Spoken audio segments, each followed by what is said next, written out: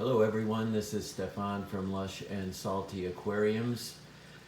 You're looking at one of my favorite little tanks.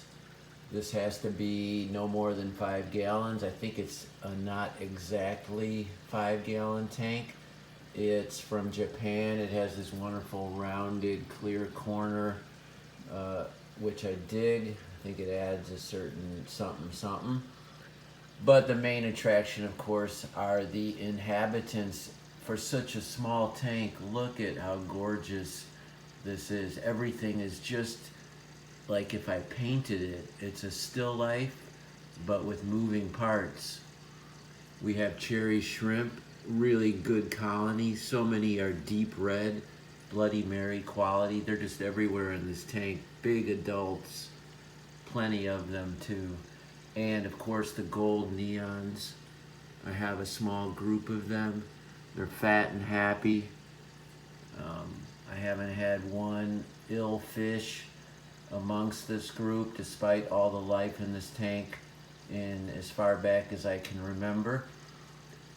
And in many ways, the star attraction are these groups of Anubias petite with zero algae growth, which is always a bonus when you're growing this plant because they're slow growers. They tend to collect algae, but this one has not. Perhaps a credit to all these shrimp doing their job, and of course the CO2, which is a real value add. You can see the bubbles coming up there on the side. This tank would not need the CO2 in order to function, but I do believe it helps get these robust green and algae-free Anubias petite in the center.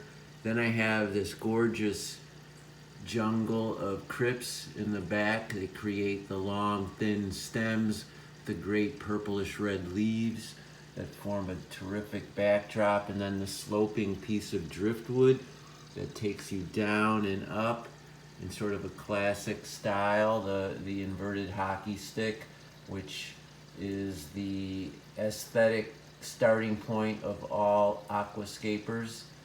A lot of times my tanks get jungled out and that inverted hockey stick becomes more or less hidden amongst all the growth.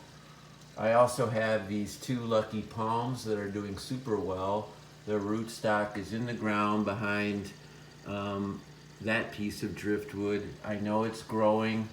Those plants are getting thicker and taller, but they're slow growers, so they don't require much attention once they get going. A lot of people struggle with those, first and foremost because they bury the leaves too deep into the water. You need to have at least as much coming out as in, and that's what we have here. I have a small little hang on the back filter, and if you watched the video from last time, I took out some of the biomedia and put in these little charcoal and floss baggies to clear up the water. You already see the water is getting that slight brown tint from the tannins, which the fish don't mind, but I want it to be clear, so soon I'll be replacing that bag with another little other clean bag. They're like 2 for $3 or something at Petco. They're not made for that filter. I've just improvised. What else can I tell you about this tank? There's some Wassertang growing back there. That's actually a plant that behaves like a moss. If I was really trying to breed these tetras, that could be a good place for them to deposit their eggs, but I haven't made any effort to breed them. That would require taking all out but a pair, etc., and obviously all these invertebrates, which I'm sure would consume the eggs. There's also Otocinclus catfish in here, maybe a couple pygmy Corydoras. I don't see any of those right now, but I know they're in there doing their thing. And at one point I even had another group of fish, what were they?